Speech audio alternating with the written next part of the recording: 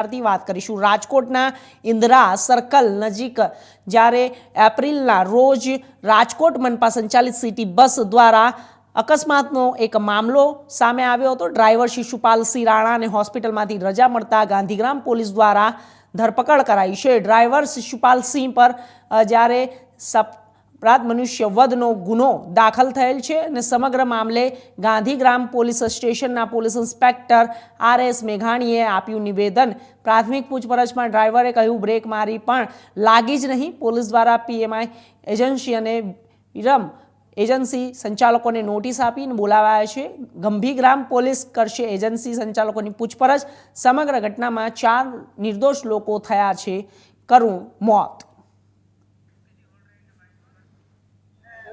ड्राइवरनी गईकाले 20 सांजे धरपकड़ करवामां आवी छे अने ड्राइवरनुं निवेदन लेवामां आवेलुं छे। ड्राइवरना निवेदन मुजब एवुं कहेवा मांगे छे के हूँ बसने ब्रेक मारतो हतो पण ब्रेक लागती नहोती अने अकस्मात सर्जायो छे। સ્પષ્ટપણે રિપોર્ટમાં સામે આવી ગયું છે કે બસમાં બ્રેક ફેલ પણ નહોતી અને બસ પણ 19 મહિના પહેલા જ લીધેલી હતી। યસ, પોલીસે શું ઇન્સ્ટ્રુમેન્ટ એમાં અમે બસનું પરીક્ષણ કરાવી લીધું છે RTO થી। RTO એવો અમને રિપોર્ટ આપી દીધો છે કે બસની બ્રેક ફેલ નહોતી કે બસમાં કોઈ મિકેનિકલ ખામી નહોતી। ડ્રાઈવરની ભૂલના લીધે જ અકસ્માત સર્જાયો હોઈ શકે। મેડમ ડ્રાઈવર એનો બચાવ કરી રહ્યો છે, સ્ટીયરિંગ લોક થઈ ગયું છે એવી પણ એને હકીકત ના, અમારા સમક્ષ એવી કોઈ હકીકત હજુ આવી નથી કે સ્ટીયરિંગ લોક થઈ ગયું છે અને એમણે એના માટે ફરિયાદ કરેલી હોય એવું કોઈ એમના તરફથી કોઈ પ્રૂફ આપવામાં આવેલું નથી। લાયસન્સ બાબતે શું કાર્યવાહી? એમનું લાયસન્સ સસ્પેન્ડ કરવા માટે અમે પોલીસે RTO ને રિપોર્ટ કરી દીધો છે। લાયસન્સ એક્સપાયર હતું? હા, લાયસન્સ એક્સપાયર હતું એ તપાસમાં વિગત મળેલી છે। એક્સપાયર હોય તો જવાબદારી એજન્સી સંચાલકની આવે, સુપરવાઇઝરની આવે। પોલીસ આ બાબતે શું કાર્યવાહી કરી? એજન્સીને અમે પોલીસ સમક્ષ હાજર રહેવા માટે નોટિસ આપી છે અને એજન્સી આજે અમારા સમક્ષ હાજર રહેવાની છે। ગુનો નોંધાઈ શકે છે કે કારણ કે ચોખ્ખી બેદરકારી છે, ડ્રાઈવર તો હાલો એની ઉપર તો ગુનો નોંધાયો પરંતુ કોન્ટ્રાક્ટ એજન્સી છે એ લોકો તપાસ કરતા હોય છે અને પછી ત્યારબાદ બસ ડેપોમાં લઈ જતા હોય, ફિક્સ જવાબદારી એમની થાય। એજન્સીનું નિવેદન લીધા પછી ખ્યાલ આવશે।